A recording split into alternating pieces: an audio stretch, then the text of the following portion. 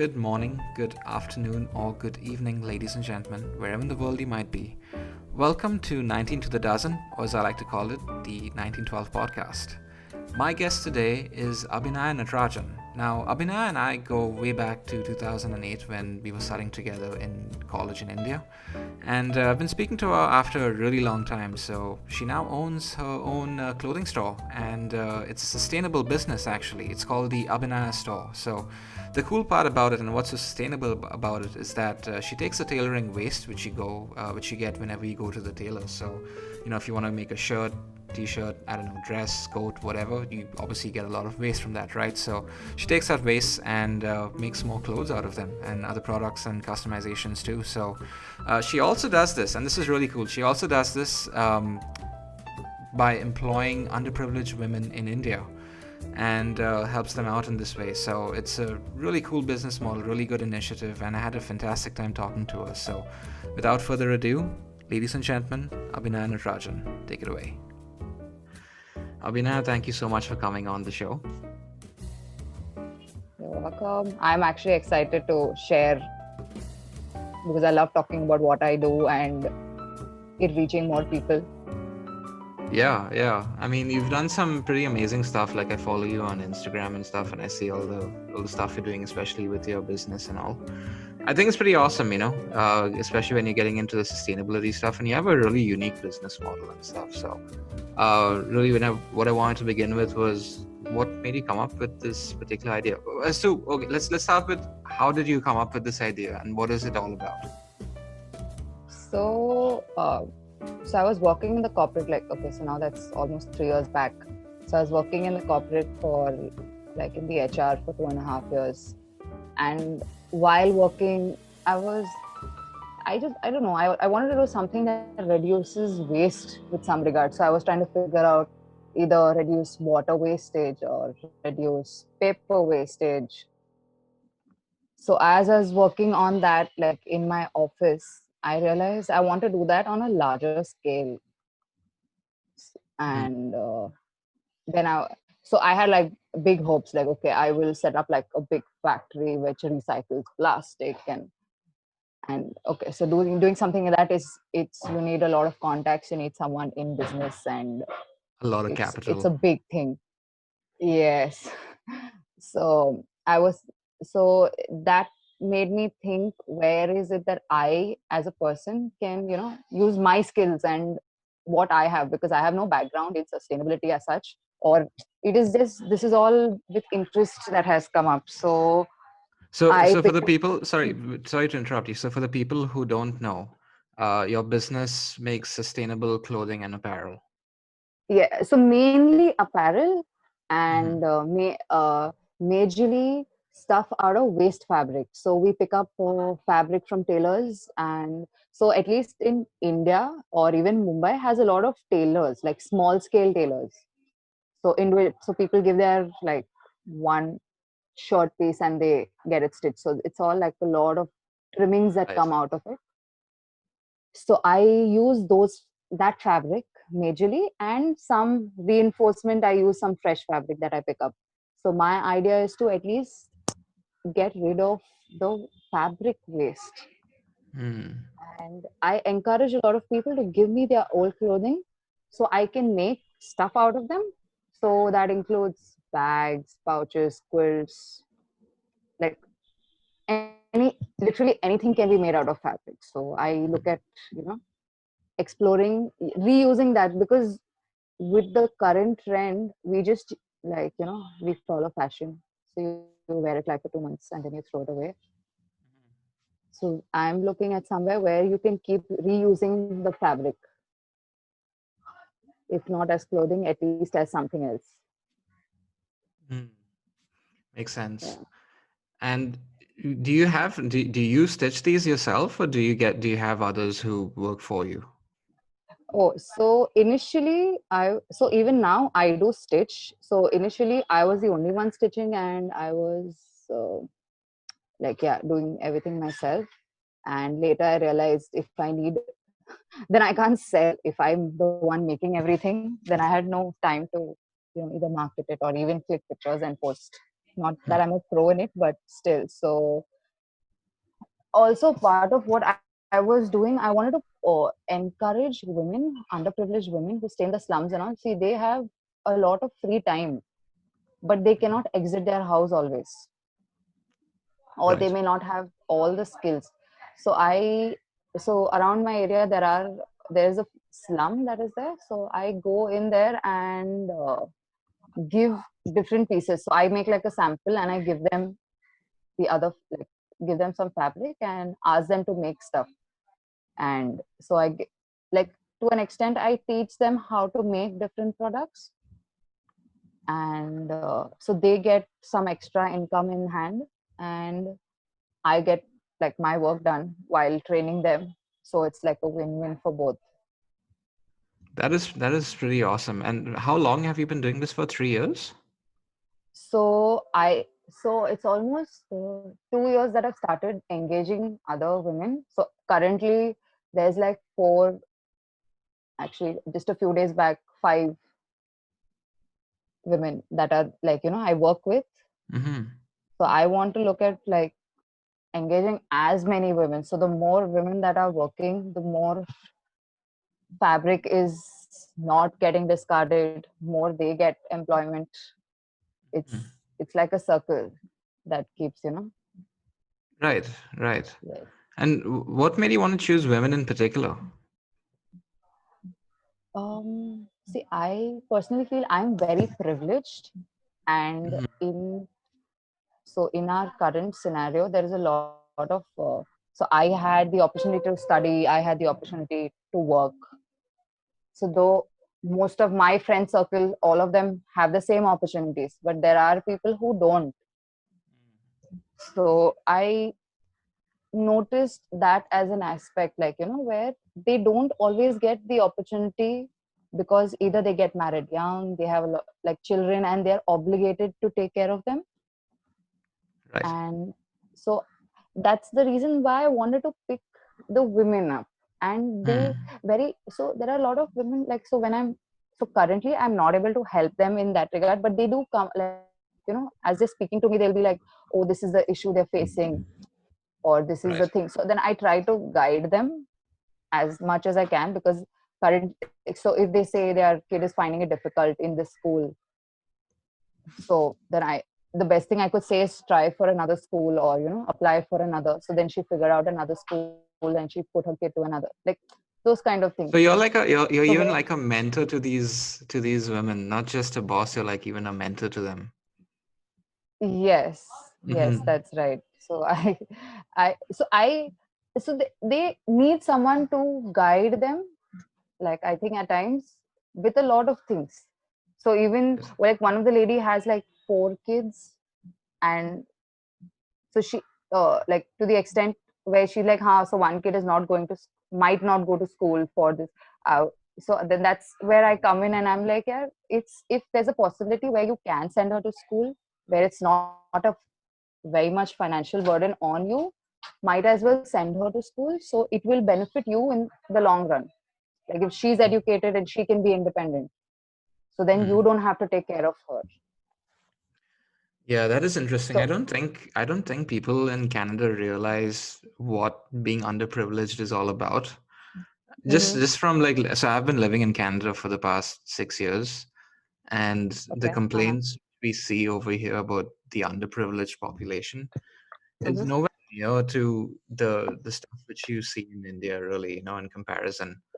So, mhm, when I hear of women empowerment and stuff, like I mhm, think immediately that, in India especially, we need women empowerment with all that's going on, and just in terms of like how certain areas of the country have that backwards mentality, yes, as yes. opposed to like the bigger cities. Like you're right in saying that we are completely privileged. I mean, I was raised in a privileged home, so were you, and most of us who we Hmm. mixed with in Yes. college and stuff were all Yes. privileged, right? So we don't really get to see that side of the world, and imagine, like, I mean, for me, like, it's like kind of heartbreaking to hear like a mother having to choose whether or not one child gets to be educated or not. I mean, that just sounds Yes. Yes. really terrible. but unfortunately, those are choices they have to make, like, to survive, literally. So, and I, and when I think back, I don't think that was ever a question, like in ours, uh, like in my family, if I whether I should study, like that was never things that we used to think about. It was just taken as It's taken given for granted. that you are Yeah, going to exactly. exactly, exactly. We That's don't ever true. see that, right? I mean, we don't ever see that sort of that side of life, you know. I mean, and it's like in Canada especially, it sometimes it really bugs me the way they, you know, they have these first world problems over here, Yep, yep, yep, you know, yep. with very small trivial issues. When you see the newspapers and the kind of editorials they run and stuff on, just the most ridiculous thing about, you know, someone leaving a mattress outside an apartment building makes news. And Oh, you know, whoa. yeah, seriously, That because it's so okay. strange to me. Like, you know, so there Right. was this. I live in on the outskirts of Vancouver City. So I'm in Uh-huh. this other city technically called Burnaby. It's like literally on the Uh-huh. border of Vancouver.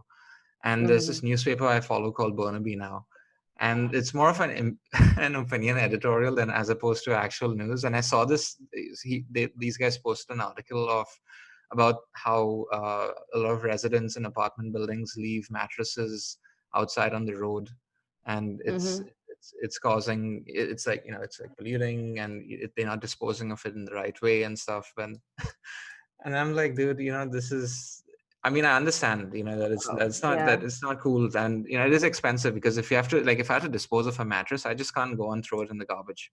I have to call Mm-hmm. like a team of people who are from I think the municipal authorities, and they will come down Okay. and collect the mattress for a particular fee. So no one wants to really pay for that Mm-hmm. fee, Mm-hmm. but that's the ideal way Mm-hmm. of disposing of things.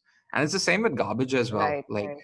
you know, when I came over here and I found out that like there are three types of garbage and we have to like sort them out and put them in different containers, Mm-hmm. it like Okay. that blew my mind. Like, you have the organic Right. waste, you have the garbage, and you have the paper garbage. So these all go in different types of Okay. in different containers. And like I still Mm-hmm. haven't wrapped my head around it because they're all so vague about about where you need to dispose of this garbage. But yeah, How that was a long bit. did you take once you went there to get used to the waste segregation? Well, honestly, to be very honest with you, I'm still not really used to it. I have a paper which will tell me what type of garbage goes where. So like, Oh, yeah, you oh know, no. you get these pamphlets and stuff which will tell you, okay, this Mm-hmm. type of garbage goes here. If you're putting bottles, Right. it goes in a different container. Like bottles in particular, like, are completely separate. So that's like the easiest thing to separate out. And of course, organic waste, you know, if you're Mm-hmm. like cooking or something. So that's Right. fine. But everything else in between, it's like, where do you put this stuff? You know, so yeah. So where does your tea bag go into? Your tea bag, that'll go in organic waste. But you'd have to pull But off what is the the package? yeah, you'd have to pull off the tab Yeah. on it and put that separately. But apparently there's a lot of waste over here that goes unaccount that basically people don't really follow the rules to the T. I mean, you know, because it gets so it's pretty complex really in comparison, because I mean, in India I would just take the garbage and throw it in the bin, you know, regardless of what it might be. But I think it's a good thing that they're doing this over here. It's just that you know, it's a bit of a complex sort of problem to have, because there's so many different types of things which you throw out, right? So you never know where it should actually go. So a lot of times there are missteps. So yeah. I'm still getting used to it over here, honestly. Even after 6 years, like, I still have a really hard Mm-hmm. time, you know, like sorting it out. And I have my building manager who's like Mm-hmm. super on top of the game. Like, there was this Oh, one very time nice. when, Mm-hmm. yeah, dude, like he's completely like he's like the puppet master in the back. You know, he's got all these cameras in his office. Like, if you go into Oh. his office, it's like a scene from The Matrix or something with all those TVs around. And like, and you know, there was this one time Mm-hmm. where on Tuesdays they usually the garbage collectors come and take all the stuff and all. So the Mm-hmm. garbage container, I had gone down on that Tuesday morning before work to throw out some garbage, and I couldn't find the containers. So I put the cardboard boxes where the other garbage was supposed to be because I didn't have a place to put it. And Oh. this guy, after an hour, calls me up and he's like, Kane, don't you know where you need to put the garbage? And I was like, yeah, I do. He's like, why did you throw the boxes inside the cardboard boxes inside the garbage? I was just like, because there was no other containers outside. And then Mm-hmm. he pauses for like a second and he's like, oh yeah, today's Tuesday. No, no, no, never mind, never mind. I was wondering because I saw you on camera and you didn't put it, and I was like, dude, like, how are you watching me like this? But Right. yeah, he's super on top of his game and stuff. Oh, And there are times when the city of Vancouver, especially when I was living in the city, they will straight up not collect the garbage if you don't segregate it right. wow. Yeah, Wow. they will just like leave it there until you segregate it right. I So I just yeah. I just hope for a day that happens. So like I personally, I have like this. I compost my uh, organic waste at home, Mhm. and I stay in an apartment. Okay, so I and all my dry waste is kept aside. I segregate it, clean. So all the plastics are washed, cleaned. Like all chips packets are washed, and milk packets are washed. Everything is washed and it's kept separately.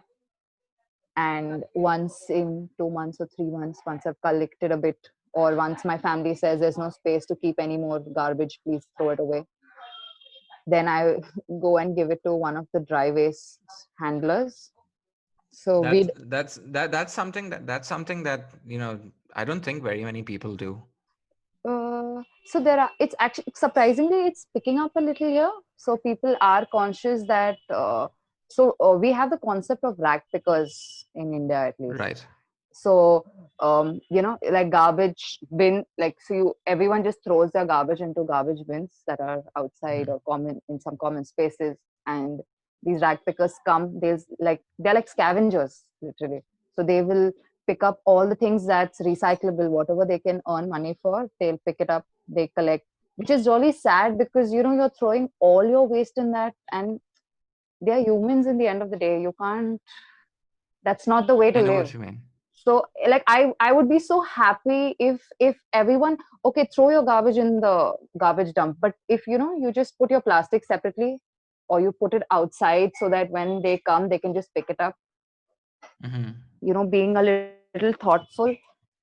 So that, Yeah, I yeah. think there needs to be some sort of governmental enforcement for something like that to happen, really, because I mean, no one will do these things out of their own free will, because I mean, it takes time to segregate these things and stuff. So I Right. think there should be some sort of government intervention when it comes to these things. And I know the Modi government did start something back in 2016 or 2015 or something about clean India, That was green India or something. no, so that is just clean. So once you clean, so I can clean my house and throw the garbage in the dump, then what happens? There's nothing after that. Mm. There was only clean, and the enforcement for segregation or managing the waste has never been discussed, or even if it's discussed, there's no enforcement or importance Yeah, given. I mean, it's really sad because it's such a beautiful country, but at the same time, there's all this, Mm-hmm. littering and stuff which goes on quite frequently. And having lived there myself, like I've seen, I've seen it firsthand as well. As compared to over here, Mm-hmm. there needs to be some sort of like enforcement of these things. We do have our own variation of rag pickers over here, but they are mostly the hobos, the homeless people. Mm-hmm. uh, what they will do, it's the same sort of concept, but what they'll do is they'll collect beer bottles, cans, Uh-huh. glasses, Right. anything which they can sell, because we have a recycling fee over here. So every time I Uh-huh. buy a bottle, like a glass bottle of Mhm. whatever beer, Pepsi, it doesn't matter, we get charged a certain, I think it's 25 cents, Oh if I'm wow. not mistaken. So that's, uh yeah. yeah. So that's basically towards recycling. Now I can get that money refunded Mm-hmm. if I collect those bottles and take it back. But Ah, not many people actually do that. They just right. prefer to throw it away. Right. So, but then again, we are segregating it when we're throwing it away, right? So the cans and the Right. glasses go together, plastics separately, So it's right? easier for them So to pick it up as well. exactly. So when they pick it up, they know exactly where to put it. But even Hmm. when they do dispose of this waste, there's a lot of stuff which actually doesn't belong there and does Ah, contaminate the rest of the waste. So they have right. to do a secondary sorting once it does go to the facility wherever it is. I've seen like how it looks. It's like this giant belt which I don't know how they do it, but it segregates the stuff which should be there from the stuff that shouldn't. It's pretty cool. I saw a documentary Right. on it Right. some time ago. But yeah, that's the pretty much the situation over here. But yeah, I mean, as far as your business is concerned and sustainability, I think it's a very important thing to have at this point in time. And I think you're doing some really great work with this.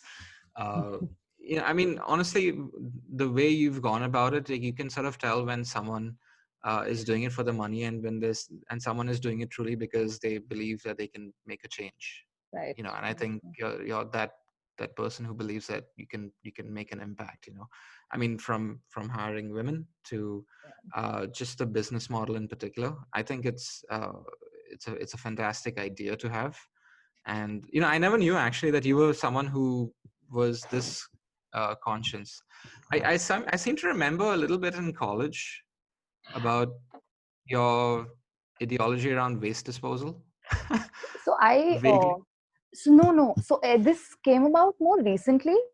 So I was very conscious about not littering. So for the longest time, Yes. I used to be so like even friends around. If this like so this is college days. I used to have only the issue with littering.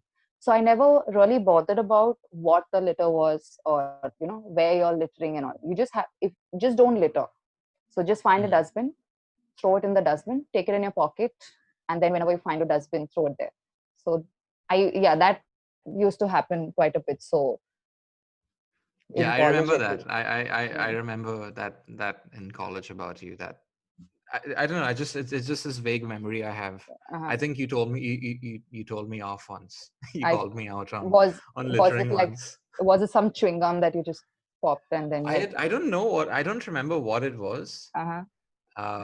But it was something that I threw away or something to that, and you told me off, and I got pretty embarrassed about it. But yeah, that wasn't the only embarrassing thing that happened in college, though. There was also the bike incident, Bike which I falling was off. the scooter. It's so that I'd never, yeah, until that time I'd never actually ridden a scooty, and I was unaware of how just straight up powerful that automatic transmission on that scooter was. so surprisingly I realized after so now currently I ride a geared two-wheeler. So before I was riding a moped, and so like what you say, it's a moped is very powerful, and if you don't realize a slight bit of acceleration which happened with you, and Yeah, that and was just like a slight bit, and I wasn't even prepared for it, dude. yeah, yeah. Like that was, and I like the way I still remember it because I remember Varki was there. Oh. I remember Varki was there. I remember Clevel was there, and I remember a few other. There were a bunch of people around, and I don't know why we were at that scooter, but I remember getting on it Mhm. and just like pulling the accelerator a little bit, and it just took off, and I was like, "What?" Just, And oh I my god, dude! like after a bit, I don't know if like correct me if I'm wrong, like you just like you accelerated, and because the moped is quite small and you are quite tall, Big, so it's like if you stand, the moped can just go through you. And I think at the yeah, end that's what happened, so you just left it and then it just went to because yeah. I once you leave it, the acceleration stops. The bike just stops there. So mm-mm. so you just like stood up after, like you just left the bike and just went to. Like, oh, what just happened? I still feel so bad about that bloody incident, dude. Because like I mean, I was like, oh fuck, I ruined her bike. I'm gonna have to pay for it. But it seemed okay. I think it had those grills on the side. Yeah, it had safe because for me also Yeah, that yeah. was the first scooty or first two-wheeler. So I had the bumpers on the sides, and so not, Mm-mm-mm. yeah, so no damage could happen. But now you've upgraded to a Royal Enfield. Yes, that's right. It's been 6 years. That's a bloody awesome bike, though. It's Heavy as hell. it it has the notion of being very masculine, very very powerful. Okay, it is very powerful. It is it gives like an adrenaline while riding it, even if I just go to the market to pick up some vegetables. But it's amazing. And so initially for 2 years I was only using it as my transport to go to office, and that made me super famous. So Yeah, you all never really department. see women on Royal Enfields. You'll see women on scooties, but not Royal Yes, Enfields. yes. So actually, surprisingly, now it's picking up because at least in cities where women want to feel the power of riding a bike and the thrill, and the fact that, see, if it's a geared bike, you can take it out of the city, you can take it long distance as Mm. compared to a moped, which is best for within the city. City, yeah. Yes. So there are a And lot of women. Huh, yeah. sorry, continue. No, so there are a lot of women like now that I follow. So initially, I didn't know how many women are there in this circle, but now that I see, there are a lot of women picking it up as, and there are many who have been riding for a long, long time. Just that it wasn't a thing like, wow, women are riding and all of that. There are women who have been riding for a long time. Though it might have not been a heavy bike, they would have just taken those very basic, lightweight splendors, or Hmm. the regular bikes that would have been at home to buy their grocery or just go around. Hmm. So yeah. Yeah, but like you took it to the next level. I think you even got endorsed by Royal Enfield themselves for some of Yeah. their for some of their clothing. I saw that and I was like, oh, dude, that's pretty Yes, cool, man. yes, yes. Oh, so that happened this year in March, where so the shoot happened in March. I think in July or something they launched the clothing. So they Mm. have so uh, in India at least, there are very few brands that have like they now they have acknowledged that women are a part of the riding community, where they also need safety gears, and Hmm. the safety gears needs to be designed for them, and like and so Royal Enfield has started their line of women safety gears, and I had like the opportunity for shooting for that. How did you come across this opportunity? Did they just like see your pictures and be like, we need her? No, so it happened. So though they claim that's the basis Oh, okay. basis what I do, like promote sustainability and what I've Hmm. decided. So the tagline for that whole launch was deeds, not words. So Mm. action speaks louder than Speak words, kind of louder. a thing. Yeah. So all of the people, there were five of us who were there for that shoot, and all of them are into something that like, so one lady was what do you say, like a scuba diver type, so she helps the aquatic animals in Mm. rescue and different stuff like that. One person, two of them were from Northeast, who encourage women there or encourage local businesses, and that kind of a thing. So they all have their own achievements that the company was trying to promote as their Right. along with their gears. Yeah. Hmm. That was pretty awesome though. And y'all went on a road trip to the Himalayas? Oh, that was prior to this, so it Oh, wasn't okay. part of. Yes, so in 2000, so the shoot happened now 2020. I had gone to like the Leh ride in 2018, Oh, okay. Oh, so and 2 years prior.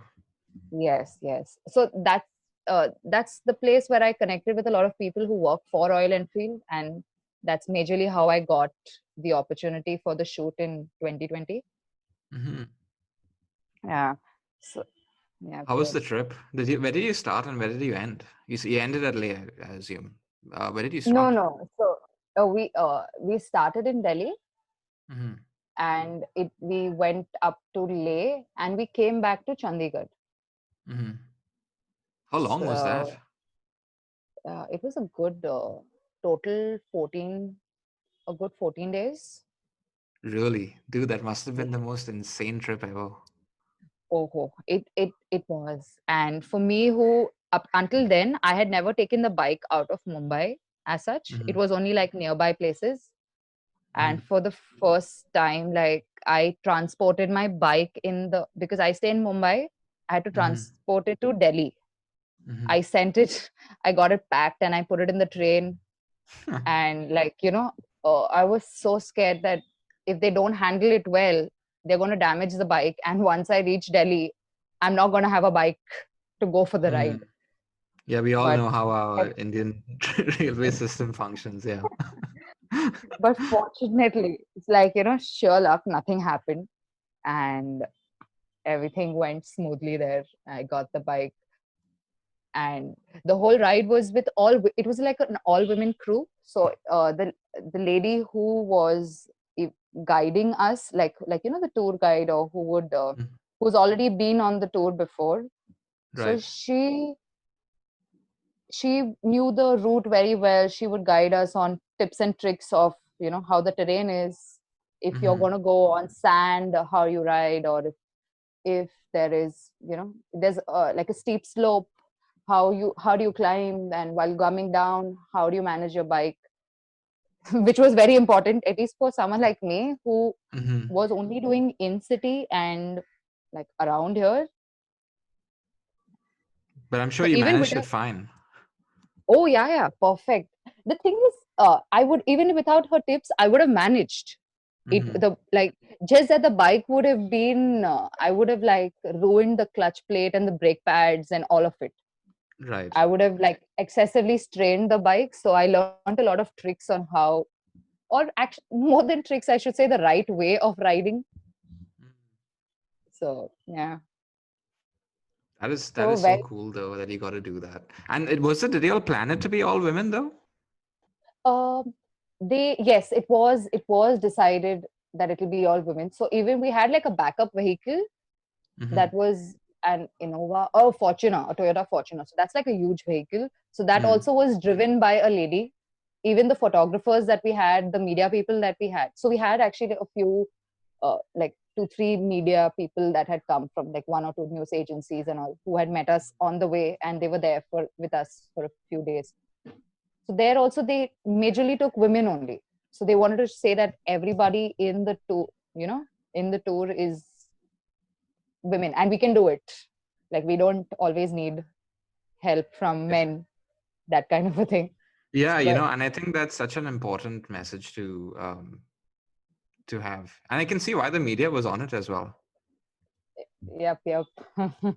it w- and actually the best part was, so most of the places, uh, like I had the fear, like, oh, what if I get lost, or what if the riders are not nearby and I have a fall or anything happens. That Hmm. was never and on the field that was never a concern, because everyone there were ready to help, including truck people, like the trucks and all of that. They would stop or slow down and help you up if needed. I Yeah. hear people up north are really kind. Uh, they're really kind and they're really accommodating people, hospitable. Yes, that they are. Like I've had a very good experience with them. Yeah, I've because most people who I've spoken to, I've never actually been up to Leh, uh, Okay. but I've always wanted to go there. I just never had the opportunity. But most people who I've spoken to, like they have the Mhm. most amazing things to say about the people up north. I don't know. I guess it's just that they're so cut off from the rest of Yes. the civilization in India that that they sort of have their own. They formed and created their own culture and I guess Oh, their totally. lives. But yeah, it sounds like a really awesome road trip. I'm sure that you must have been like that after riding a bike for so long. I'm sure you must have felt being on that bike. It's like when you go swimming and like at the end of your days going swimming, you get out of the pool and you get into bed and you still feel like you're on the pool. Yes. It was. Oh yeah. I'm sure the riding the bike had the same feeling for so long. Oh yes.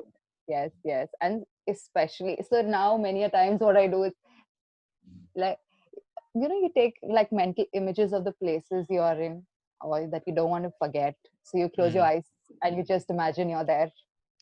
So this trip had a lot of such moments for me. So now there were there was few spaces like a good 50-60 kilometers where there were no roads, and it was just like The gravel, or kacha not even road. gravel, not it's no road, it was just mud, like there's no road there, it's Really, just not gravel even like a or path. no, nothing at all. So if so fortunately our like we had like GPS systems, like two of us of the 12, 13 of us, so we Hmm. would follow each other so we don't get lost. Others, if you're lost, you're lost, that's it. There is you will not, and there's nobody there to guide you, so you have to follow the GPS. And the road was more like a dried up lake or something. So Yeah, just like those pebbles all around with no trails, nothing left. And it's beautiful because there are mountains all around. You can see a little bit of green, and the sky was always like blue with like the perfect blue with the perfect amount of clouds. it's And untouched, right? That yes, part. There's yes, no light pollution. There's no yes, air exactly. pollution. Yeah, Nothing. So yeah, I assume in the nights as right. well, you would have gotten like a complete starry sky. Oh, beautiful skies. Just that it would be too cold, though we didn't go during winter. For Mhm. someone from Mumbai who never experiences anything below 21 degrees, which is winter for us. So there, anything below that. So I think it was a good 10 degrees and at times. And in the night, it would go down to what, less than that. So that was very cold for Yeah, someone that like is me. cold. And and standing out and the places where I'm staying where it was really cold, we were staying in tents, Oh though shit. they were insulated. They were like insulated tents and all of that, like Mhm. well made and stuff, but it it was cold, like there's no heater, there is nothing, and power was available. Like so they would, I think I they told us 9 p.m. the electricity goes off. That's it. So there's no power. So even if Really? you want to charge your, yes, you want, and there'll just be this one bulb in your tent because we're literally in the middle of nowhere. So all they get their power Mm. is either I'm not sure whether they had solar panels. I think they had like a generator running with diesel or something like that. That's Mm. it. So they just would run it for the essential. So just one light everywhere. And the toilets would be outside with no lights. So you take your phone or your torches and go. At least y'all had toilets. I was gonna ask if y'all guys had to go into the Oh, forest to be. no, there is, after one point, there is no forest. It's just barren land. So, Leh is a dry desert, right? Mm. So, there's no bushes, nothing. It's just rocks and rocks and rocks, like mountains and rocks. That's it. Just the color of the mud keeps changing. Mm. It's just rocks. So, there is no place that we can go behind, or, like we in Hindi, we say jhadi ke piche. There is no Yeah, jhadi. yeah, Go behind it. yeah. That's hilarious, dude. But that trip is something that I would love to do. The only road trips I've gone in is in a car over here. Firstly, to get a bike license, it's just a pain in the ass to get a bike license over here. Oh, is it? Like Okay, firstly, okay. there are not many people who ride bikes. On top of that, the insurance for a bike is pretty expensive because there are more chances that you can get into an accident on a Accident. bike. Right, And the insurance is insane over here. Like, so we are all mandated to have insurance, and right. the insurance price, like, so I'm paying at this point Mm-hmm. $330 a month for my car insurance. That's Wow, that's that's like, I think that might be what we pay yearly. Almost, yeah, what we yeah. pay yearly. So so $100 is about 5,000 rupees approximately. Mm-hmm. Yeah, Yes. so about 330 is about maybe 16,000 somewhat, Yeah, so possibly a month. that's about what we pay for. No, oh yeah, half yearly year. What you pay for a month, It's ridiculous, at least man. I for mean, yeah. so, but I really, so how it works over here is that for insurance, you have, if Mm-hmm. you're a new driver over here, you'll have to pay the full premium. And then every year we Uh-huh. go without having a light, Right. without having an accident, you pay a little Yes. 10% each year. Is it there? Is it called no claim bonus there as well, or it's something else? No, we have ICBC over here, Insurance Corporation of British Okay. Columbia. uh, Okay. and they have, all these different sort of liabilities like theft and all of that Okay. Okay. nonsense. Yeah. But really, I mean, so I drive a 2004 Toyota Corolla. So I'm paying Wow. $330 on a month for a car which is like literally 16 years old now. So it doesn't make sense to If me. you It's like, if you sell the car, would you get more than your insurance amount? I well, I would get that. So the thing is with my cars, I've actually pimped it out in Ooh, uh okay, in, okay. in the sense that, so over here there's a lot of insurance fraud that happens. Ah, okay. I was actually someone tried to fraud me for insurance as well. Anyway, so I got this backup camera in my Corolla because Oh my partner, yes, yeah. I remember seeing that. Yes. So Yes. she Hmm. has she has a thing with backing up the car, and she's not very comfortable with it for like Hmm. parallel parking and stuff. So Right. she wanted a backup camera, and all the new cars have one. So I found this little Hmm. backup camera slash mirror, rear view mirror on Amazon, and it also has a dash cam. So like Hmm. that camera has saved my ass for like this one particular time for insurance fraud, where this guy, he literally walked into my car and then claimed that I hit him. And he walked into the back of my car. Yes. So he was coming perpendicular to my car. Like if my car was going straight, he Hmm. was coming in from the right and he walked into it. So there was no way I could hit him. And he was like, dude, you hit me. And I was like, no, I didn't. He was like, yes, you did. I was like, I have you on camera. He's like, in the back. I was like, yeah, I do. So I showed him the footage, and he very obviously didn't hit his leg, and he's like, "You're gonna like hear from my lawyer, you're lying to me." And I'm like, "Bro, you're fucking lying to me, man. You know, but yeah, Yeah. it's crazy. So like you need to have some sort of safety, especially Right. for incidents like that. And I was surprised that actually happened because I've only ever heard of insurance fraud happening. I never actually seen it happen in person. But Right. working in a bank, Mhm. I see a lot of people coming in with checks from ICBC and their payouts for the insurance, and Oh. yeah, so Mhm. they get paid like the most I've seen was $1.2 million Wow. from ICBC. So For I don't know what? what, possibly debt. I don't know. Oh, okay. Yeah, Mm. but so what happened? So my partner, she actually got hit by a car in 2017, I want to say. But it wasn't too bad. There was a guy who was at a stop sign, and she was Mhm. crossing the road, and he stopped at the stop sign, and he turned right, and he turned into her. So he was Oh, going at less oh. than, yeah, he was going at less than 10 kilometers an hour. So he knocked her in her on, and she fell down obviously, but she wasn't Oh. hurt. He didn't run over her. He didn't like hit her at speed. He was driving fairly slowly. Anyway, so she got paid out close to, I want to say, $10,000. Wow. So, like, does that just cover the medical expenses, or It even? covers, yeah. So she had to go for physiotherapy and stuff. Oh, yeah. And Yeah. Okay. if you had to ask me, I think $10,000 is a little unjustifiable for an accident which didn't really cause any bodily harm except for a few bruises, and she required to go for physiotherapy.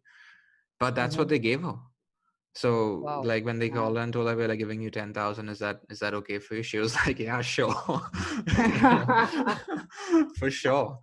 You know, um, Yeah, Yeah. so that's why people do it over here. That's why people get uh do all these things to try and get money from ICBC. And here's the Right. kicker with ICBC: they are so badly in debt. There are a few, I don't know how many millions of dollars in debt, because they're Wow. paying out for, like, they're paying out insurance for, for these luxury cars and stuff. Now Vancouver has Mm-hmm. a really really rich population of people, like Okay. really Mm-hmm. rich. So it's very common to see Lamborghinis and Ferraris and Maseratis and all the, fancy Italian and German sports cars on the road and stuff. It's a very common sight. So when they get into accidents, to fix a Lamborghini is like maybe a 50 $60,000 or so at minimum, Whoa. I would assume. Wow. Yeah, yeah. So uh when these guys have to pay out, they don't I don't think that they took into consideration that most of, like, a lot of people over here drive like super fancy cars.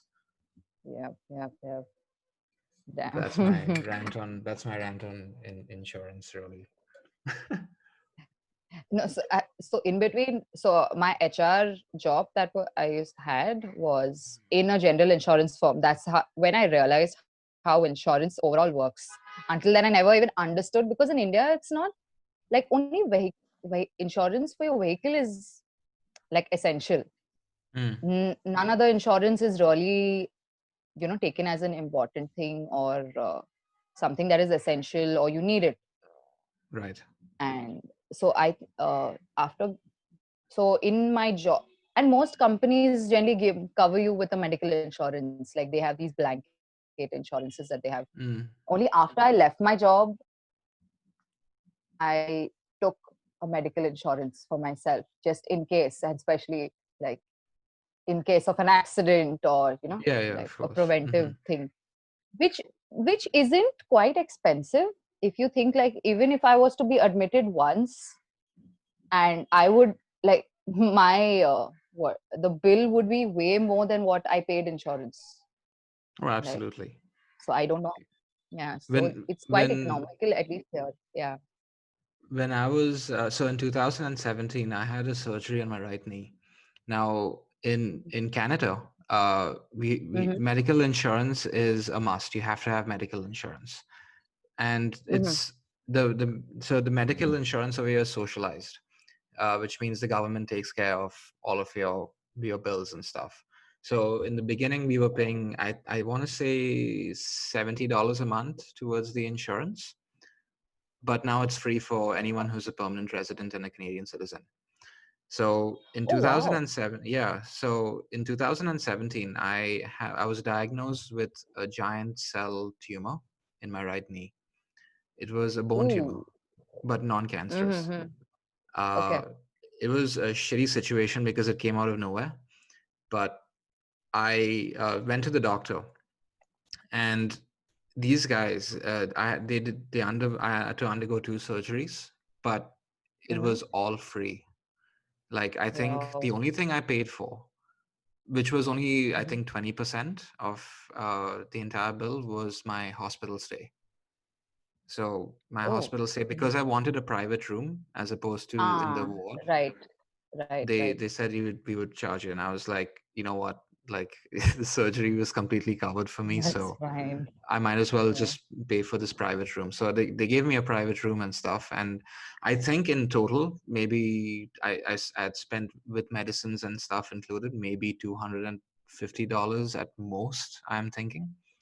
Uh, Wow. and this surgery, which I had, if I had to pay for it out of pocket, it would have been Mm-hmm. easily 15 $10 $15,000 easily, Wow. Whoa. because Not it was affordable a, by, like, yeah. yeah, it's ridiculous. Since it was a bone tumor, they had to scrape off the tumor from my knee, and they had to put in bone graft. Now, apparently, bone graft is extremely expensive to get your hands on, because you need an Oh, actual human being to give that bone graft. So, I don't know. I think I have the ouch. bone of some dead guy in my right knee at this point. But Me. uh, yeah, If if it was yeah. a if it was a Bollywood movie, you would sense him or her. Yeah, Do yeah. you Channel their sense spirits. anybody? No, but if my right leg does twitch on its own and want to go places, and I'm sure that must be the guy's spirit, the girl's spirit. I don't know. But yeah, I mean the medicine over here, at least Mhm, no, I wouldn't say the medicine. I would say the medical system over here. mhm. I quite like it, even though it's a bit slow. Because again, if the thing is when people go to the ICU for anything, Right, uh, right. the doctors are spending time and resources on treating these individuals. Now, a lot of times people go to the ICU because healthcare is free over here. A Mhm. lot of people go for the vaguest reasons to the ICU. Like I know an individual who went to the ICU because he got too high. He Okay. smoked too much weed, and he got anxiety, and he thought he was going to have a heart attack. So he went to Yeah. the ICU. Mhm. Damn. Yeah. Yeah. Yeah, So I think then in that cases that must be abused a little. Like here, it if I is. have like a stomach ache, I'll think twice and I'll just, you know, let You I'll suck it up. Yeah. yeah. There you have a slight stomach ache or something, you go to the hospital saying like imagining the worst and saying, okay, now check everything that you Yeah, can. yeah, exactly. And people do that. So a lot of times, the doctors they find it hard uh to segregate the ones which are actually having an issue versus the ones Mhm. which are having maybe a minor problem that can be solved by having maybe a croissant or something like that, right? So Whoa. Okay. um Mm-hmm. they have so that's the problem doctors face over here. So when I had my before my surgery, so to go back, I had my surgery in May of 2017. In November of 2016, I started going to physiotherapy at a Mm-hmm. walk-in clinic because I had complained to a doctor about my right knee. And when I went to the guy, he took a look at my right knee and he made me jump, and he was like, "Yeah, I think you pulled a ligament." So I Ow. said, Okay. "Okay." So I mean, you're the doctor, you know best, right? So Mm-hmm. I Mm-hmm. didn't I didn't question him or anything, and I started doing the physiotherapy, and nothing came out of it. And then I went back to the doc and I was like, "Listen, I need an X-ray," because he didn't want to do an X-ray. Now, X-rays cost Mm-hmm. money and it's a burden on the system, and Right. that's how it is over here. So he listened to me this time and he did the X-ray and he found out it was a tumor. And Uh, that's when they started rushing it, because it takes about 6 months or so mhm. for them to get an MRI scan even over here. Apparently, Oh, there's whoa. one MRI machine for every 2,000 people or so in Canada. Ouch. So there's a long waiting line for that stuff. But because of my situation and because these guys misdiagnosed me, Mm-hmm. they sped it up. So I got diagnosed in March, and my surgery was in May. So Okay. So they in really, yeah, yeah. they really pushed it. So I'm glad for that though. And the doctor was really good as well. The specialist who operated on my right knee. Kudos to Mm. that guy. He was the most patient guy ever. So yeah. Wow. But yeah, that's the Canadian healthcare system for you. I mean, it has its issues. Right. One is the speed at which you actually get access to healthcare. But at the same time, you're not paying a dime for it, really. Unless you're doing something like a plastic surgery or a nose job or something. You're That is not paying it. aesthetic thing. So I think you've got to pay for that. Yeah, you would have to pay for that. But other than that, like anything else is pretty much free. you know Right. um, so that's pretty cool. But what I really don't like about the Canadian healthcare system is the reliance on opioids. Do you know what much about opioids? Not really. So opioids are it's like a narcotic. It's a drug Mm-hmm. which Mm-hmm. is meant to basically it's a painkiller, but it's a much Painkiller. more, Yeah. yeah, it's a much more advanced painkiller in the sense that uh, they use they they use compounds in it or Do something.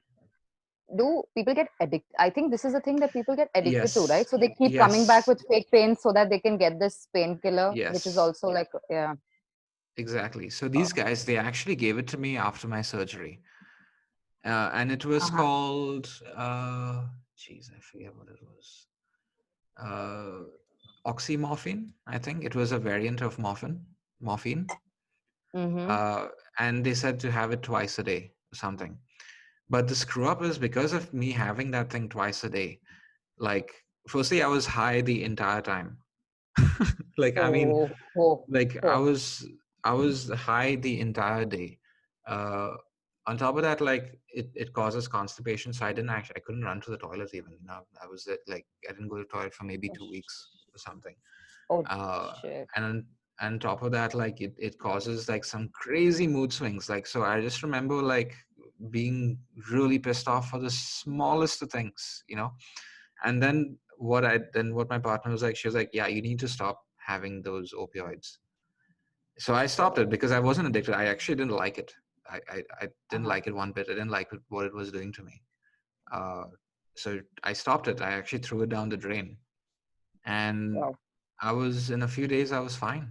I felt much better. My mood was better. I could go to the toilet again. um, yeah, that was that was the situation. Oh, shit. Wow. Yeah. So that's that. But I mean, sorry, I'm talking too much. I digress. I talk a lot sometimes. No, no, that's okay. One one more thing I wanted to ask you. How has Mm-hmm. COVID-19 impacted your business operations with all that's going on? Actually, I most of the women that I recruit, like the 4 or 5 that I say, I've most of them I've started working with now. So during the lockdown, Oh, sweet. and yeah, so I interacted with one person, and then she would say there's somebody else also, because most of their husbands or their partners, or in the house, all their income has stopped because they don't have, like, other than essential services, nothing was allowed. So they would have either been working as auto drivers or in some shops or something, and everything is shut, so they had no Mm-hmm. income. So Mm. like one person, if I recruit, like I was introduced to one person, then she would be like, oh, there's my neighbor or a friend or someone who was also looking for it.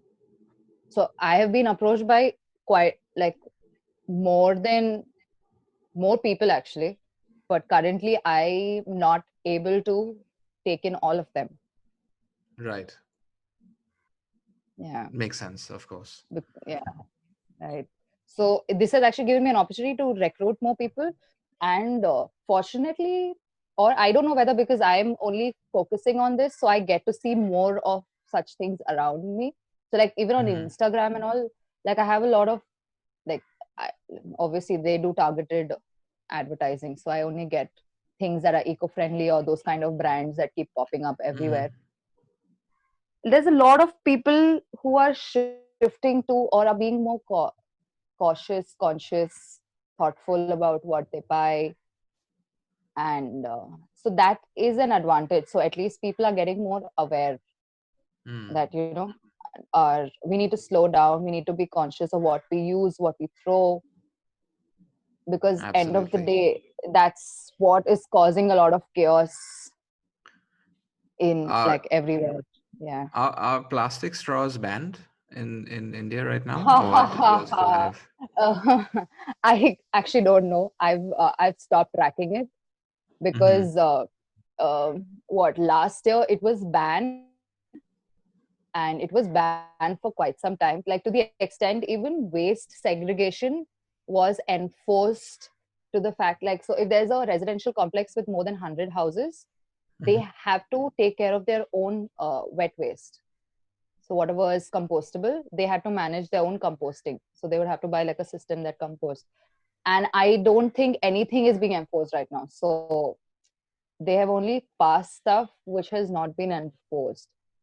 Is it because So of all, COVID that like, this that the enforcement like no, just sort no, of no, dropped? no, no. It was never, it wasn't there in place. It, even initially. So when the plastic, so we had like a plastic ban as such, like including bags and Right. Yeah, I remember that. like a lot of stuff that was banned. But what happened is they didn't have a defined guideline for it.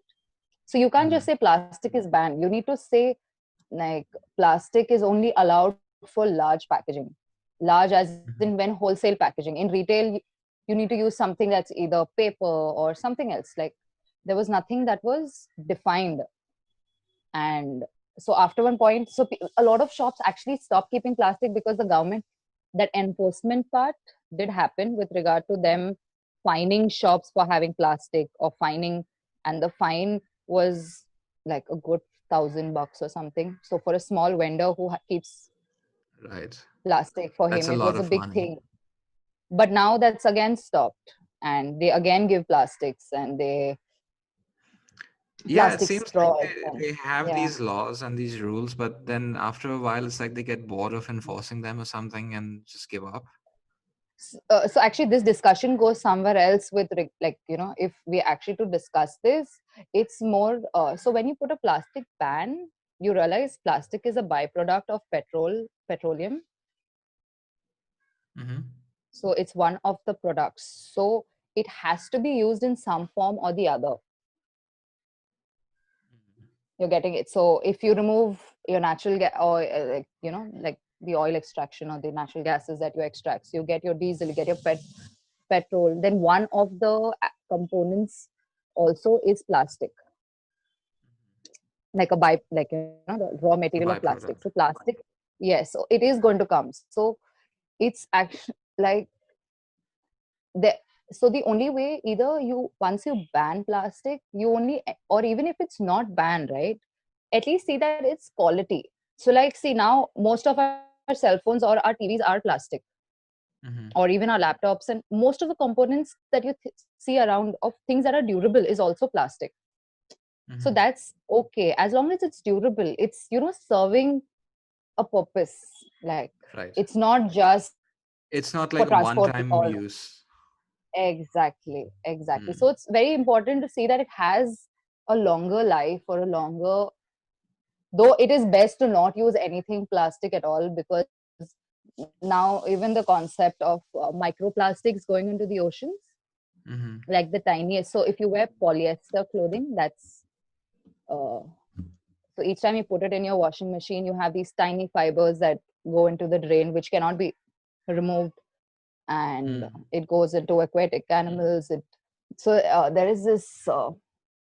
I was reading about the Great Pacific Garbage Patch. Yes, I I know think about I've said that. it right. That's somewhere, yeah, that's It's somewhere off the coast of California, I think, right?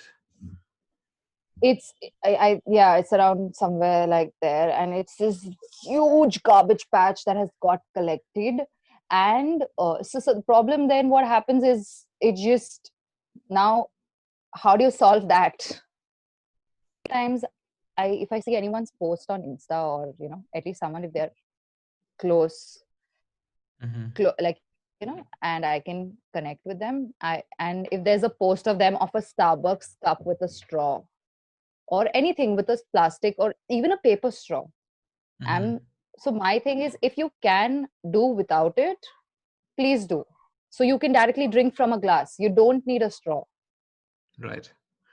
I never got the concept of straws. I mean, why do you need a straw? That's I do promote, like, I have these steel straws, and Mm-hmm. I sell those as well. So stainless steel straws, so that's like your cutlery that stays forever and ever. And so many people, like, I even when I give it, like, when I'm promoting it, or when I'm selling it, my point would be, if you use paper or plastic straws, this is a better option. But the best would be not to use anything at all, because it's not Right. required. This is just like additions to an addition, which is just makes things complicated, adds Yeah, and it's stuff to your life, unnecessary which as is well. totally, totally. There are times when, so there's this one, Kinder Surprise, right? The little eggs with the toy Yes, inside. Kinder Joy. Yeah, yeah. Yes, yes. So they have another chocolate called Kinder Bueno, Bueno. Uh, so the Okay. packaging on that is ridiculous. So if you had to buy, you don't buy like a single bar of Bueno. You buy a package. In the Mm-hmm. package, there are two pieces. There are two separate pieces, and in each of those two separate pieces are wrapped with plastic, Mm-hmm. and there's plastic on top of the packaging as well. So it's like you open the package, which is plastic, and you pull out a single stick of the Kinder Bueno, and then there's another piece of plastic in there, which you also have to tear open and Oh. then eat the Bueno. So to me, that doesn't make sense. I mean, I don't see any logical reason for them having this, really. Yep. Maybe Yep. for the sake of, if it melts, possibly that it doesn't stick together to the other one. But still, I mean, this can be really avoided. So like Yeah. in Vancouver, we have there's a strong movement to conserve energy and to avoid using plastics Right. as well. So a lot of Mm-hmm. the coffee shops, and actually plastic straws are now banned in British Columbia, which is the province. Oh, wow. So That's we nice. only have paper straws, and Mm-hmm. honestly, I'd never use paper straws either, just because like Uh-huh. firstly, I'm not much of a straw guy. Like if I had to fill up like a glass of pop, I would not get a straw, even though Mhm. like it's there. I wouldn't pick it up. I Right, would just right, drink straight from the glass itself. right. But uh, over here, like they give you straws with everything, and they stick the paper straw. I tried having once with the paper straw, and that thing, like, it just dies Mm. after maybe 5 minutes because it's paper. Yep, yep, So yes, you can't really, yes, yeah, you can't yes. really do anything Oh, about that. so a lot of places, like better places, and I think even like Starbucks and all in India, so they don't have Hmm. I'm sure even you would have realized this or seen it around. They have biodegradable plastic coming up, or you know compostable Yes, plastic. And yes. so they will say the straw is a biodegradable plastic or a Hmm. compostable plastic. So a lot of products to promote it. So there's a lot of greenwashing that happens in a lot of products. So to promote it Hmm. as sustainable, as eco-friendly, as a substitute for the plastic that comes. Uh, but it's end of the day, it's again, it's garbage, and it's not. It cannot be managed by. So when you say biodegradable, right? Even your regular plastic is biodegradable. Just that it will take you 1,000 years for A it to thousand years. 1,000 years. That's it. So everything is biodegradable.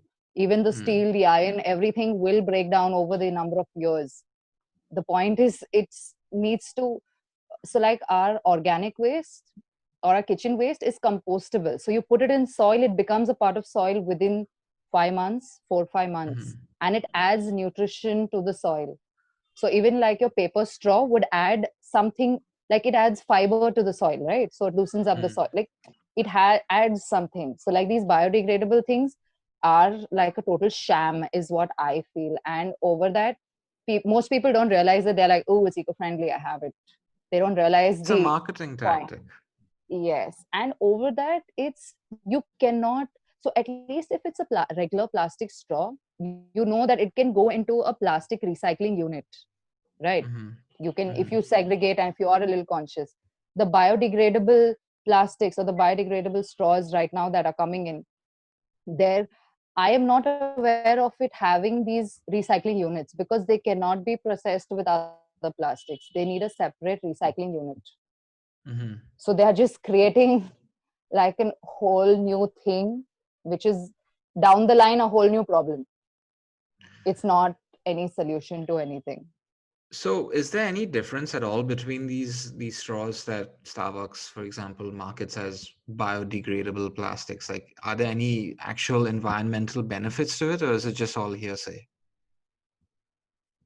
I, at least as far as what I know, it's all just It's talks. all It just, has yeah, it's just no marketing. benefit.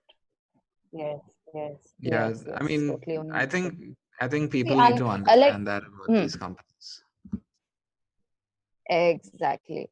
And also, I think most essential thing about sustainability is using less. So, like, if you can, I would encourage whoever is a very big Starbucks fan or any of the coffee joints. If you need your morning coffee and you always go there, most of the coffee joints now have reusable takeaway cups, like these really Hmm. good quality one. I would encourage people to buy, those, buy a cup that is reusable and go there, so you can still show off that you're having a Starbucks, you can post it on Instagram, like that kind of thing. Because see, for most people it is like, I've seen a lot of people who like very excited, because even I enjoy Starbucks coffee, I won't say no, it is good. Or any of, like, it always feels good to go to a place and have something, but it also is important to see how that affects after you have enjoyed the coffee, what happens to what's left on your table. That is so true, And coming back to what you said about that, about that garbage patch, I think that is Mm-hmm. a very good visual representation of how badly we are treating our environment, and Yep, just yep. the human effect on the world's environment, and with the climate and all of that, right? So it's just testament to where we are today, and we really need to get better. We really need to do something to get better with conserving the planet that we live on. Yes, yes. You know, it's something that is necessary, and it is something that I feel should be really given attention to. And I do know a lot of countries are giving attention to it. Uh, the Mm-hmm. US is well, that's America for you, but um, when I when I see other countries like France, Canada, for example, uh, with some of the Mm-hmm. initiatives that they've done to protect the environment, all that, it's really good that they're doing that. I'm just off, at least for me, there needs to be a transition to a completely what's it, net zero emission sort of economy, is Oh, what I believe the yes, yeah, terminology is. There needs to be a gradual transition, so that we can yes. do so without badly affecting our So, daily lives. to an extent where we are totally carbon neutral, so there's no Right. carbon that, yes, yes, we I really need think to I go there. think we I think yeah, we really need to go there. But Mm. I'm not someone who will say we need to do this in the next 10 years, because I know for a fact that Mm. It's if not this is gonna happen. attempted, yeah, it's not Right, gonna happen, and it's not sustainable. I mean, I don't want to say right. sustainable. I mean, Yes. like, it's not a sustainable plan to have, Yeah, yeah, that's true. That's true, because it's, yeah, because we are it so needs to come dependent as on in, energy. exactly. Like, I mean, if you so the US in particular, at least Joe Biden's administration uh, wants to get to net zero emissions by 2035, or at least that's what the Green New Deal says. He keeps on saying that he's not into the Green New Deal, and he's into the Biden deal, the Green Biden deal, or whatever. But Hmm. the Green New Deal, which was put forth, I think, sometime last year, year before last, uh, insinuated that they want to get to net zero emissions by the year 2035, and that's like 15 years from now. Now, if you're going to do that, you're going to send the price of things absolutely skyrocketing. For one, and then, like, secondly, you're going to have to pour so much money into infrastructure for Yes. building these, massive, whatever, wind turbines or hydro plants Hmm. or whatever, that you'll want to use. And it's not a particularly easy thing to do with. I mean, I'm sure current technology will be at a much greater level in the next 15 years, but I don't see it being possible without actually severely damaging our economy and the world's economy in general. Right, right. See, I like sudden changes like this is only going to make it convenient for people like privileged people, or who have Mhm. access to everything, right? It's only going to Exactly. be easy for us. For someone who is just scratching through or scraping through life with, what they earn, and, staying up with anything that comes like this, and if it becomes expensive, it's it's not going to be in the long run sustainable. I don't know how that Right. works then. And the middle class will suffer the most. It's not the rich that will suffer. Hmm. It'll be the middle class that suffers the Right, most, because they're not going to be able to keep right. up with, like, so for example, Exactly. right? Let's, like, if you look at like vehicles, in general, like Mm-hmm. electric vehicles. Those things Mm. are really expensive to repair when they break down. They're Oh, really okay. expensive. Yeah, I mean, so the battery cells in those Mm-hmm. vehicles. So I'll give you an example. If you had to buy a Toyota Prius over here in Canada, so the Priuses are the hybrids, right? They Okay. are Mm-hmm. half like they run on gas and they also run on electricity as well. If you had to buy a 2005 or 2006 Toyota Prius with let's say about Mm-hmm. 150,000 kilometers, you can get one for maybe $5,000, $6,000 or so. And it's not a lot of money, honestly. $5,000 or $6,000 for like a Toyota Prius, and it'll be in good Mm-hmm. condition as well. The problem is that to fix those vehicles and to maintain, because the batteries will obviously deplete after a while. Yes. It's the Yes. same with your phone. So when the batteries deplete, to replace those batteries and the labor which it would cost to replace those batteries is just going to be worth more than the value of the car when you sell it. Ah. So Oh. there's no point in fixing something like that, right? So Yeah. uh, when the US wants to go to a completely uh, reliant on electricity and non what's the word, uh, completely self-reliant energy or whatever. I mean, Self-reliant. Yep. Yep. it's a very ambitious target for sure, and it's very high in terms of its moral structure, but in terms of the logic, um, it's just not there according to me. It's not.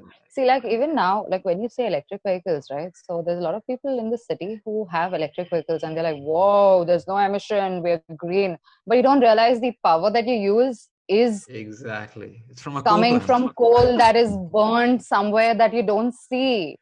It is, end of the day, it is not worth it. So unless you have, so like, I always have the question of if you, so if it's a battery operated vehicle after 4 years, what happens to the battery? If you're going to have solar panels, what happens after 20 years if the solar panel is Mm, done? Like what happens to all of these are again, right? It's again like a lot of resources that have come to make these stuff. Then what happens to these things? Are they again going to be dumped?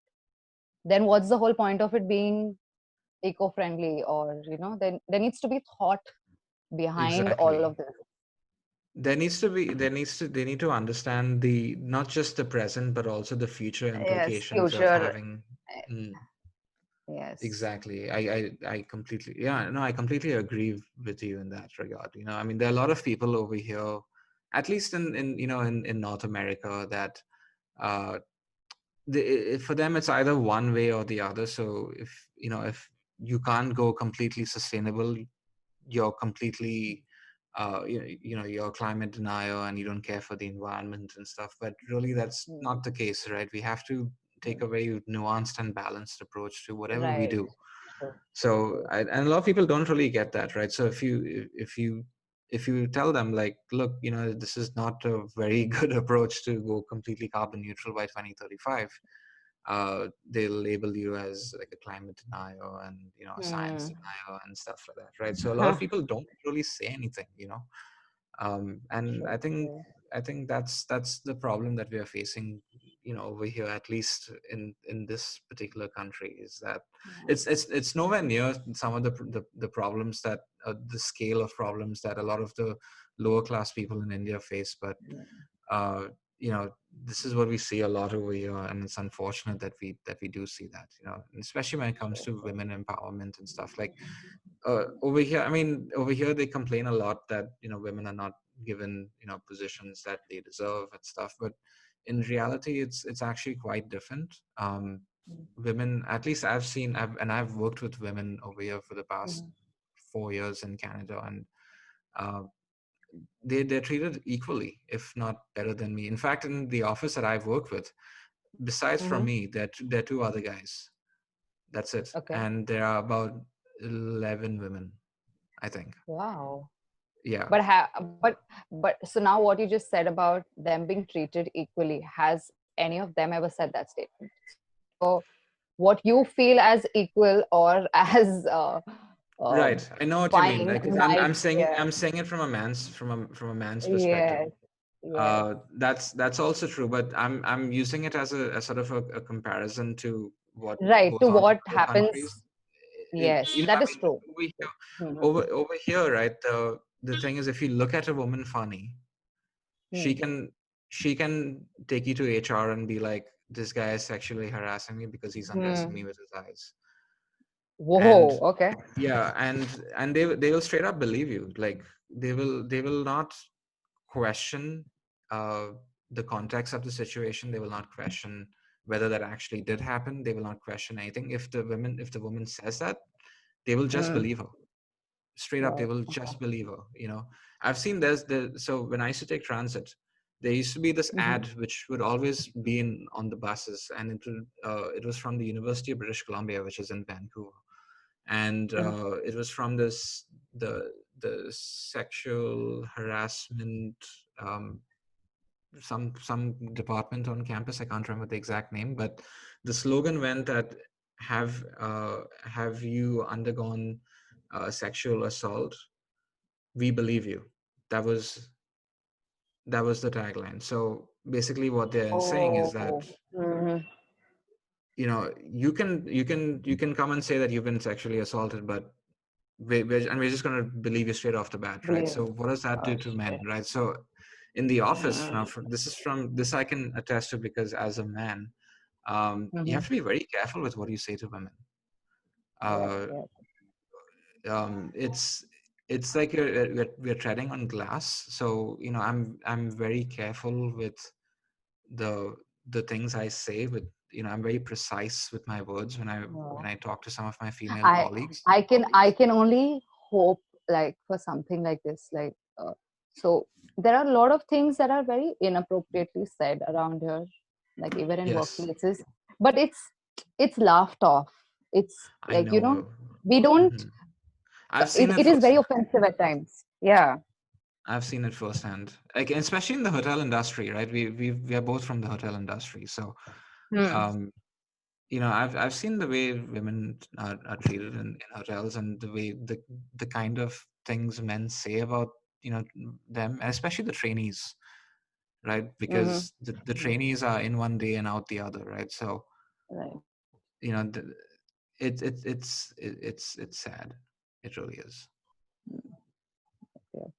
But I hope things do get better in India, at least. Because every time I hear of someone saying over here that, oh, women are underrepresented and stuff, and they don't get equal rights and they don't get equal freedoms, and I was like, yeah, you don't know really what you're talking about. I've seen. I'm not saying sexism doesn't exist in the workplace. It certainly does. Right. Right. 100%. Like, Right. Right. there's no denying that. But the way they blow it up, like it's one of the Mm-hmm. biggest causes for concern for an organization. It's kind of ridiculous. Over here we have something called diversity and inclusion training, uh, Okay. which is pretty insane, actually. So they teach you that you need to be diverse, and you need to have a diverse workplace, uh, and you need to have a certain amount of team members from different cultures and different ethnicities. Ah. Mm-hmm. And basically, now Starbucks has started this over here, where if uh, your performance and your bonus at the end of the year is Mm-hmm. entirely dependent, well, not entirely, is partly dependent on how diverse your team is. So, how many Oh. women you have, how many black people you have, how many other ethnicities you have, Mm-hmm. uh, which is kind of, I don't know. It may sound good on the surface, but the way I see it is, you're sort of limiting the scope of Mm. your employees in that case, because if I'm choosing someone's race over Mm-hmm. their, let's say, their competencies, right? Let's say there's Right. there's a I white guy. You get what I'm saying, right? Yes, yes. And I don't think that's the ideal way to select the people who you want to work with, because you want to work with competent individuals. Now, if I'm seeing a guy who's graduated from Harvard, and has like a bunch of different degrees and 10 years and 15 years of work experience in the industry, versus someone who has much less qualifications and credentials, than him, but his, Mhm. I don't know, let's say black or Hispanic or something. So actually this is a very different discussion, like with regard to so again, this comes back to privilege. For me, Mm. this discussion that you're saying comes back to Mhm. privilege. So when you're saying competent, has a capacity, and all of that, you also Mhm. need to see, like, so for me, I'm very privileged. So, like, um, I have always got, so now if I go for a job and someone else gets it because, no, okay, not that way. Let's see, like, I have the skills because my parents were able to give Right. me, That like, education. provide for me, because I am of a particular ethnicity, of a particular color, background. In India, it comes to caste. So now what y'all say color there, here we say, like, for us, it's more of Caste. caste. Color, Hmm. color also, but it's caste. So uh, I it might be easier. So for me to speak English is very easy because my parents are educated. I speak English. But a lot of people, to come to my capability, it'll take a lot of effort because their parents don't speak. So for them, so I understand what you're saying. I understand that competency is essential. But we need to also see that the people, so when they say diversity and inclusion, right, they're also looking at an opportunity for people who might not have got the opportunity. So even when you say a guy has gone to Harvard, how many people are there whose ancestors have not gone to Harvard? And then, like, there are very few who are like an underprivileged. So, like, even like, for example, when you say black people, right, only after a very long time they've got an education. Right. So their opportunity, they haven't had opportunities.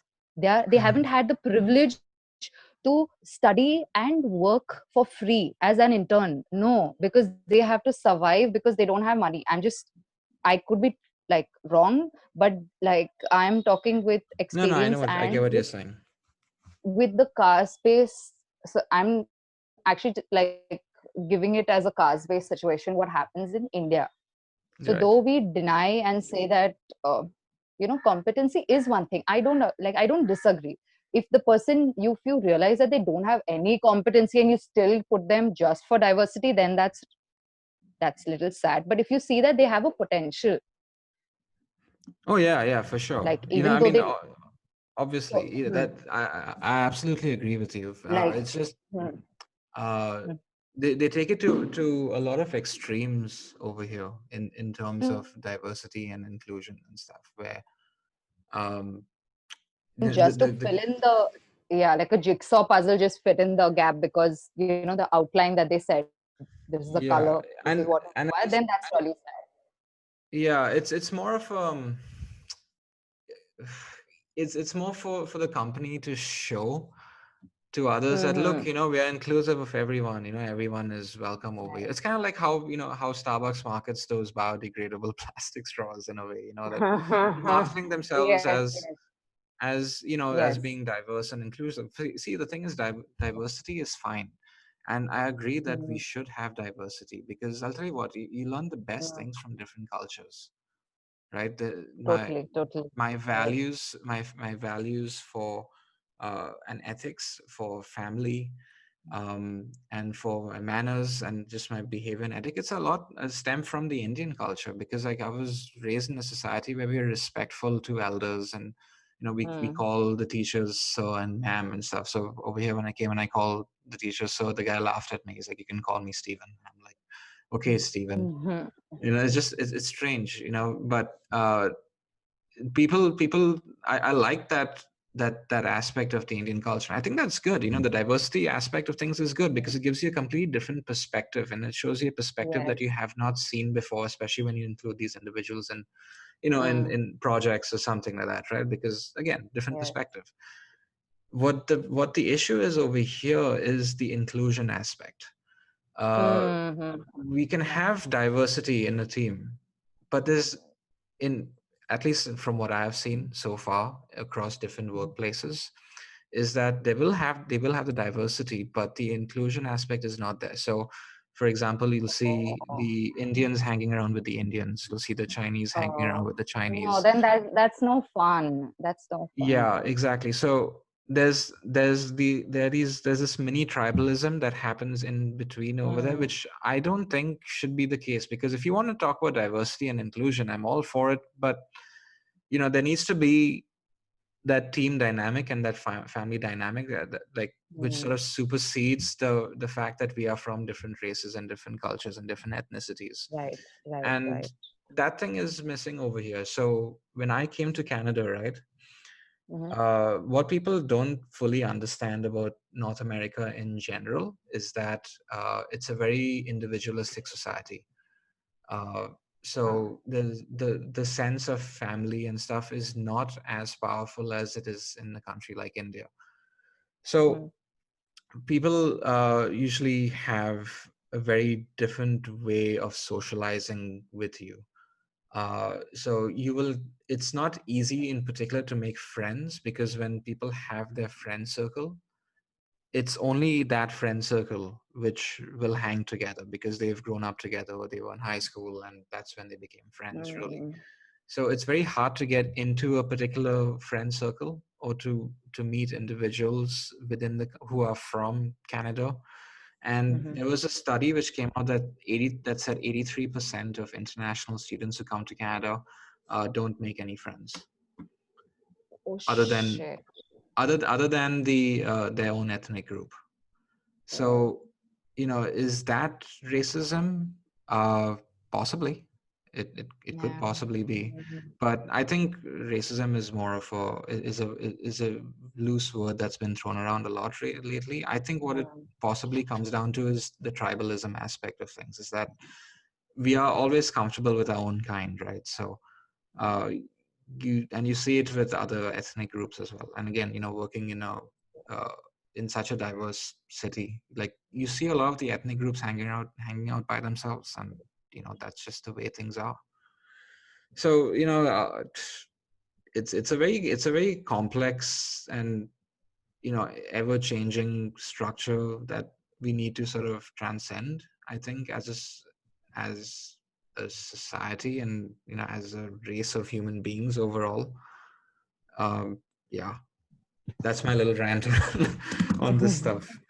Good, good. But yeah, to your point, I totally I totally get it about having that diversity, because there are some people who are generally underprivileged, and that's the classism aspect of things, right? Or casteism Yes, in India, yes, right? yes.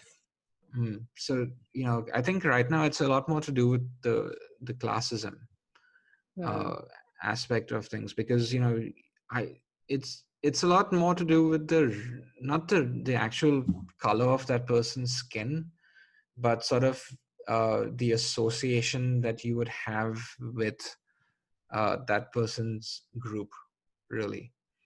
Hmm. So I think that's what it really comes down to over here. I could be entirely wrong. This is just me with my stupid opinions, and no one should ever listen. But So don't. but was this your experience there? Like when you shifted there, did Yeah, yeah. I've So the thing is with me, right, is that I may look white on the outside, but I'm actually brown on the inside, Mhm. right? Yeah, yeah, but your name itself has white in it. Exactly, right. So Yeah, a yeah. lot of so I never really fit into the culture over here when I first came Mm-hmm. in. Honestly Mm-hmm. speaking, even though I looked the culture, I Yeah. just never Look the jived with part. it. You don't. Yeah, yeah. Yeah, I never jived with it. I don't agree with a lot of the way things are done over here when it comes to social circles and how people behave with each other and stuff. Uh, Mm-hmm. but that's an entirely different conversation. Like, I can go on for hours about how Right. the social situation is over here. So yeah, when I came over here, to answer your question, it was really hard for me to find the right people. But eventually you will find. But you have to try. Like, you have to put yourself out there and be willing to approach others. Because they're definitely not going to approach you. And I see a Right. lot of the international students making the mistake of not socializing with other people from other ethnicities, and Yes. sticking to their own little social circle. So when they say that, oh, the Canadians aren't friendly, or uh, you know there's a lot of racism because I don't have any Canadian friends, both sides need to bear a certain amount of responsibility for for that issue. Yeah. The whites as well as those of other ethnicities as well, because Others. Yes. Yes. there's so okay. So before I end this call, I know Mhm. we've been talking Yeah. for like an hour and a half right now. Yeah. Do you have anywhere to go? Not really.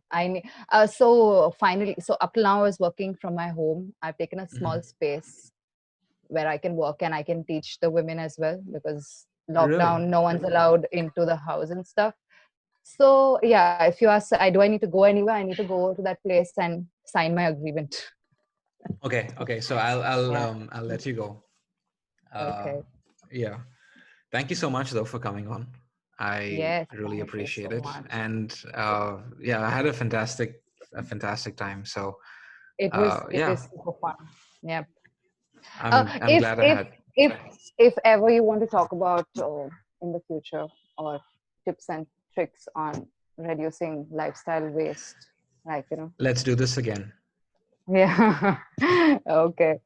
No, for Yes. sure. Like let's do a part two, because I actually want to get more into that. Like this is the thing with me and doing these podcasts, is that I get sidetracked so often. Mhm. And I've had so much, like I have people tell me like, dude, stay on topic, and I'm like, no, I don't like staying on topics. it, I just let the it conversation flow. it becomes too serious types, or it's too forced on. It's Scripted, yeah. scripted. Yes. Yeah, Yeah. I know. I've had podcasts with people who want questionnaires and stuff, and those are the ones which I don't particularly enjoy. Well, I mean, it's not that I don't enjoy it. So if you've been on the podcast with me and you've asked me for a question, it's not that I don't enjoy it. It's just that I prefer it to be more organic. So sorry if you're listening. But okay. So yeah, let's Okay. do a part two soon. So we'll be in touch, and that we can devote that entire hour or so to talking about sustainability. Perfect. Yes. Yes. Let's do that. All right. So yeah, I'll send you a message and we'll set up another time and we'll do part two. Yay. Yes. Awesome. Yes. All right. Yes. Should I Cool. say good night? Yes, it's right now it's 11:16 p.m. on Friday Ah. evening. Wow. Yeah. Okay. So Then good night, thank and I you, shall. and good afternoon to you. Yes. Yes. Yes. All right. Okay. Bye bye. Take care. Speak to you soon.